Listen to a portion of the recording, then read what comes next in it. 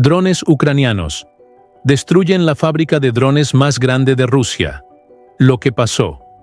Después. Te dejará sin palabras. Apertura mejorada.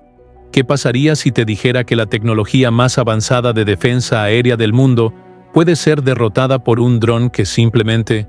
¿Mira por dónde va? Imagina esto. Gastaste $8 millones en sistemas de interferencia GPS. Millones más en radares que pueden detectar un avión de combate a 250 kilómetros de distancia. Instalaste bloqueadores de señal que pueden silenciar cualquier frecuencia conocida. Desplegaste sistemas de contramedidas que contienen 10.000 protocolos de hackeo diferentes. Y entonces llega un dron. Un solo dron. Sin conexión satelital. Sin enlace de datos. Sin antenas que puedan ser interferidas. Y atraviesa todo. Como si tus defensas multimillonarias fueran invisibles. Esta era navegación perfectamente recta hacia un objetivo específico. Aquí es donde la relación S-400 Pantsir se vuelve crítica. El S-400 maneja amenazas de largo alcance con sus misiles 48N6DM de $2 millones cada uno, diseñados para objetivos de alto valor. El Pantsir proporciona protección cercana con sus cañones automáticos de 30 milímetros y misiles más pequeños. Trabajan juntos, compartiendo datos de radar, creando campos de fuego superpuestos. Pero el sistema tiene un defecto geométrico. Los cañones del Pantsir no pueden deprimirse por debajo de 5 grados. A 4 kilómetros de distancia y 150 metros de altitud, el ángulo necesario es de 7 grados. El dron estaba literalmente volando por debajo de los cañones.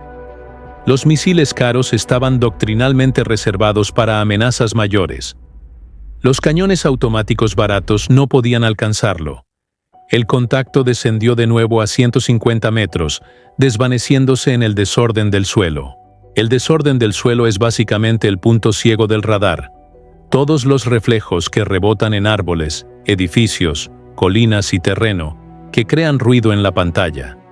Los operadores de radar ven un desorden de estática donde la tierra se encuentra con el cielo, y el dron desaparece en ese caos como una aguja en un pajar. El supervisor nocturno hizo su entrada en el registro.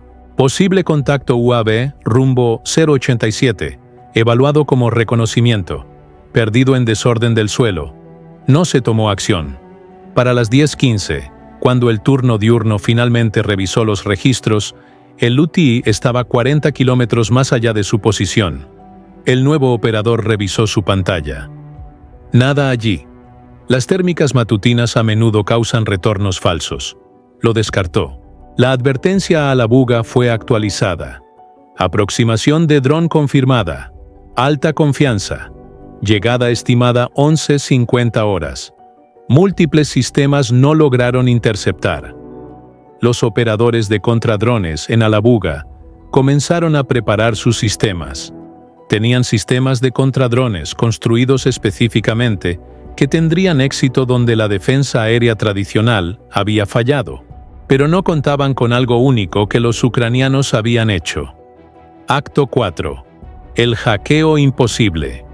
A las 11:47 horas, la estación de contradrones de Alabuga había estado rastreando la amenaza entrante durante horas.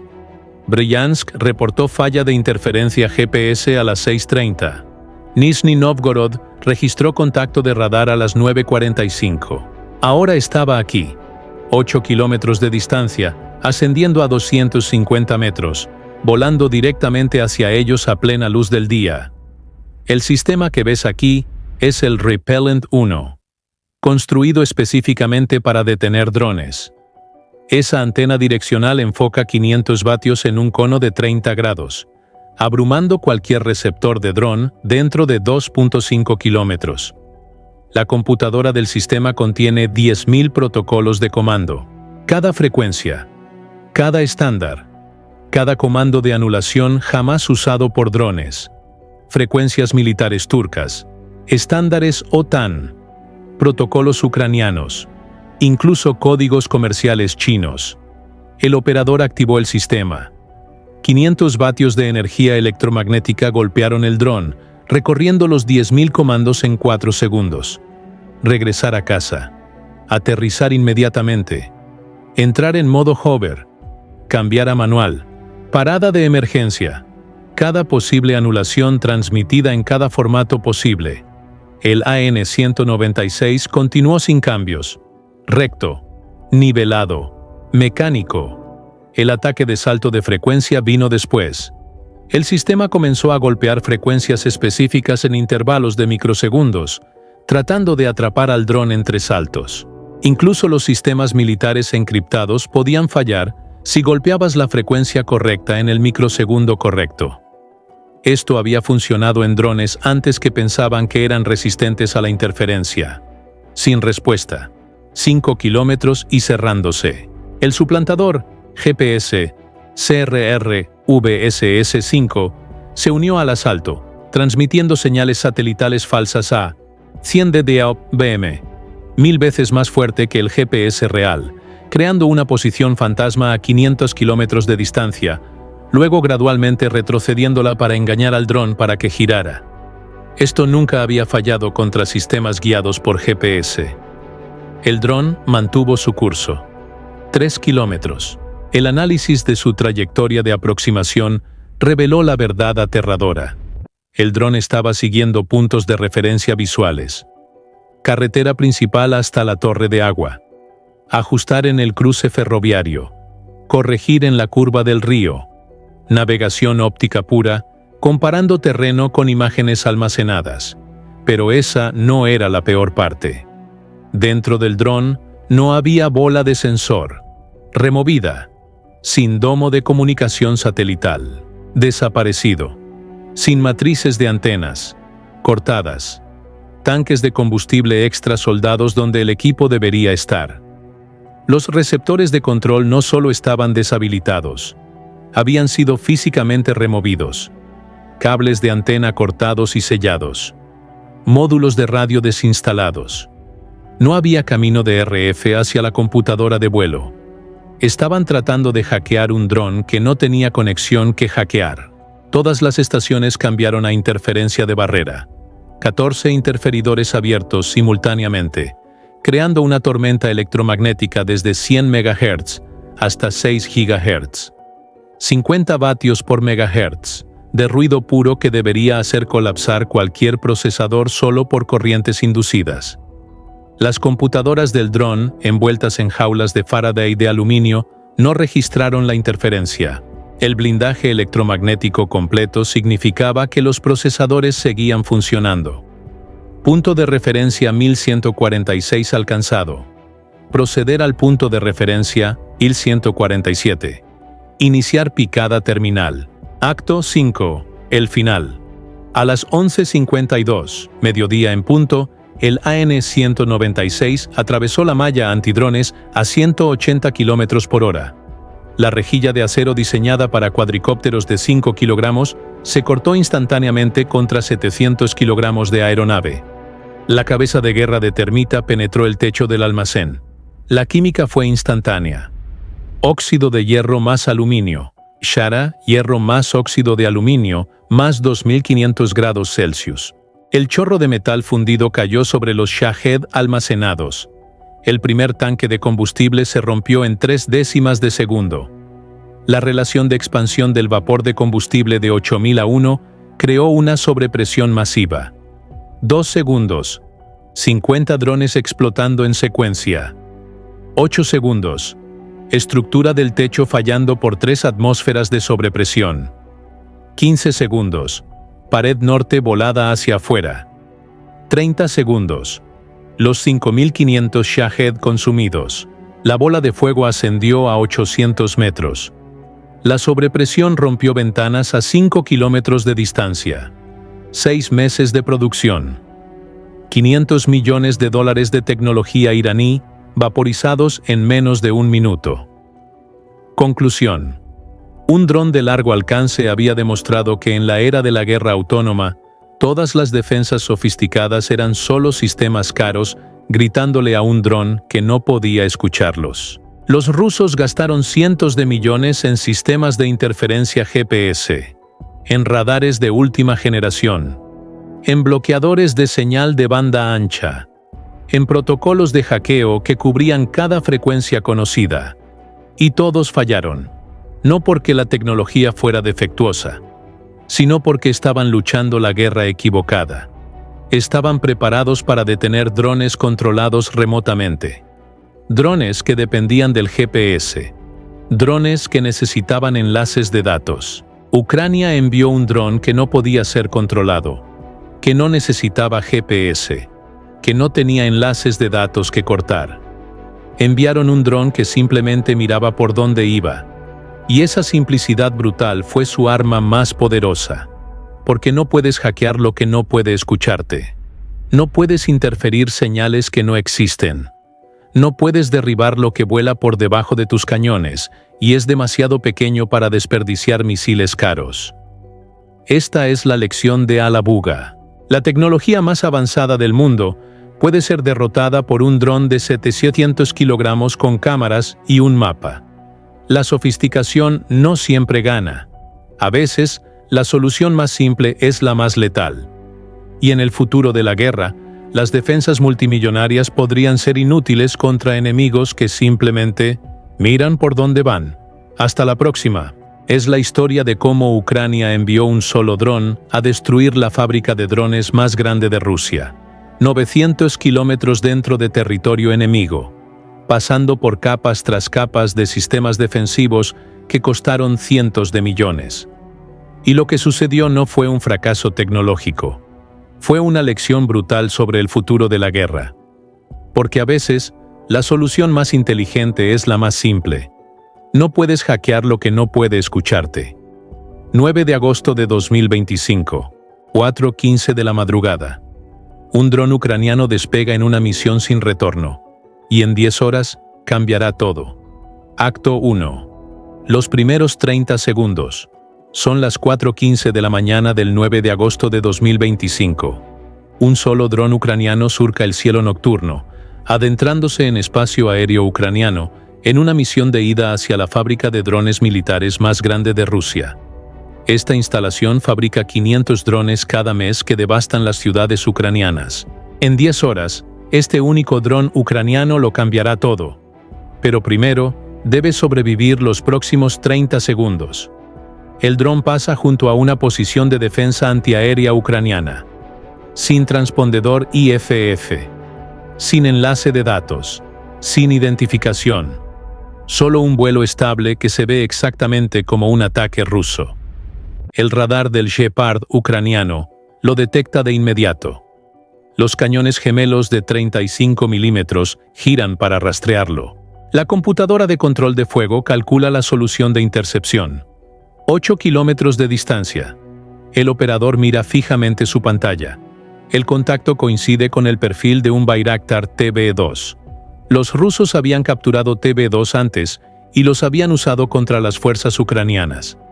Una vez atacaron cerca de Bakhmut, usando exactamente este perfil de aproximación. Su dedo se cierne sobre el botón de disparo.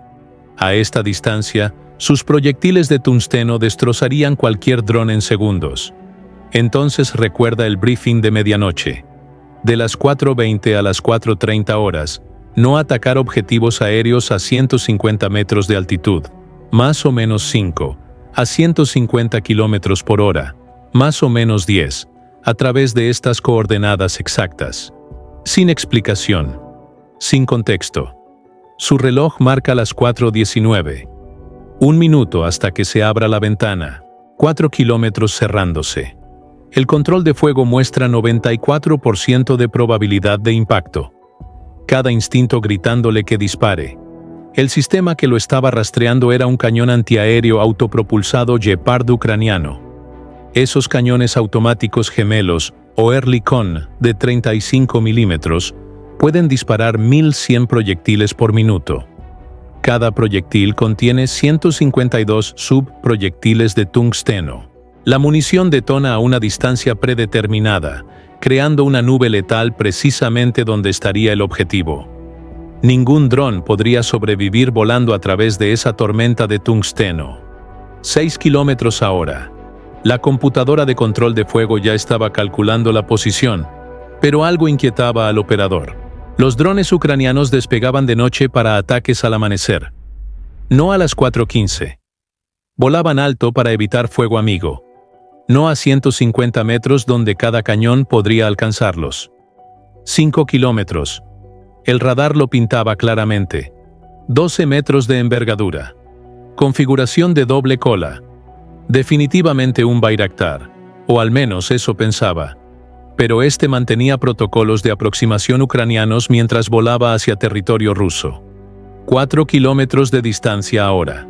El dron mantenía su curso como si estuviera sobre rieles, sin maniobras evasivas como las que hacen los drones de reconocimiento, sin variación de altitud para evitar detección, sin emisiones electromagnéticas en absoluto. A 150 metros, cada posición rusa lo vería una vez que cruzara las líneas. Este era un perfil de exposición que no tenía sentido táctico, a menos que el dron no planeara regresar. 4:20 horas. La ventana estaba activa. Las manos del operador se tensaron sobre los controles. Si este era un TB2 ruso capturado, tenía segundos para detenerlo. Si esta era una misión ucraniana, arruinaría la operación. La computadora de control de fuego mostraba 94% de probabilidad de impacto. Rango óptimo en 5 segundos. Cada instinto gritándole que dispare. Pero esos parámetros coincidían perfectamente. Exactamente 150 metros. Exactamente 150 kilómetros por hora. Exactamente a través del corredor especificado. A través de su óptica, ahora podía ver el dron directamente. No era un TB2. Era un dron Luti AN-196. Esto solo podía significar una cosa. El Luti pasó por encima a las 4:26, y el operador lo vio desvanecerse en territorio ruso. Pronto comenzarían a llegar los informes matutinos a través de su estructura de comando sobre un dron que no podía ser detenido. Acto 2. El problema del GPS. A las 6:30 horas, el comando del sector en Bryansk había recibido 3 informes de anomalías. Los puestos de observación a lo largo de la frontera reportaban el mismo contacto. Dron de movimiento lento. 150 metros de altitud. Rumbo 0,87 grados. No responde a desafíos electrónicos. No se desvía del curso. La pantalla táctica mostraba una línea recta hacia Nizhny Novgorod, y desde allí, la proyección continuaba directamente a Alabuga. El oficial de servicio ordenó el despliegue inmediato del Pole 21 a la referencia de cuadrícula 445892. El sistema que ves aquí es el bloqueador GPS Pole 21. Esencialmente, una torre de transmisión móvil montada en un camión militar. Ese mástil de antena de 15 metros irradia 1000 vatios de ruido electrónico en ambas frecuencias GPS. Crea una burbuja de 20 kilómetros donde la navegación satelital deja de existir. La intensidad de la señal golpea a los drones a 90 dBm, mientras que el GPS real susurra a 130 dBm. Eso es 10.000 veces más fuerte. Como intentar escuchar un susurro junto al motor de un jet. El AN-196 entró en el código de interferencia a las 6:34. El operador observaba su pantalla, contando la secuencia esperada. 3 segundos para que la interferencia abrume el receptor. 5 segundos para que el dron reconozca la pérdida de señal. 10 segundos para comenzar el protocolo de enlace perdido, generalmente circular o regresar a casa. A los 8 segundos, el dron vaciló. Una pequeña oscilación mientras el sistema de navegación inercial intentaba compensar el GPS perdido. A los 10 segundos, debería haber comenzado a girar. No giró. Se estabilizó y continuó hacia el este. El operador cambió al modo de suplantación. Ahora el Pole 21 no solo estaba bloqueando, estaba transmitiendo señales satelitales falsas que convencerían a cualquier receptor GPS de que estaba a 500 kilómetros de su posición real. El dron debería empezar a corregir hacia esta ubicación fantasma, volando gradualmente fuera de curso hasta el agotamiento del combustible. El Luti ignoró completamente las señales falsas. El análisis de su trayectoria de vuelo reveló algo sofisticado. El dron no estaba simplemente siguiendo las vías del tren. Demasiado predecible. Demasiado fácil de emboscar. En cambio, estaba usando múltiples referencias de terreno. Seguir la autopista M3 durante 10 kilómetros. En la curva en S, distintiva cerca de Celso. Ajustar el rumbo 15 grados al norte. Rastrear líneas eléctricas hasta que intersecten el río. Cruzar en el puente de 3 tramos, no en el de 2. Cada punto de referencia elegido por su singularidad. Imposible de confundir. Navegación visual significaba autonomía completa. Sin GPS que bloquear. Sin control que anular. Los rusos habían gastado $8 millones por unidad Pole 21. Miles de horas de ingeniería perfeccionando la denegación de GPS. Ucrania lo había derrotado enseñándole al dron a mirar por dónde iba. La alerta llegó a la batería S-400 de Nizhny Novgorod. Dron entrante. Hora estimada de llegada. 9:45. Advertencia preliminar a Alabuga. Posible incursión de dron. Confianza moderada.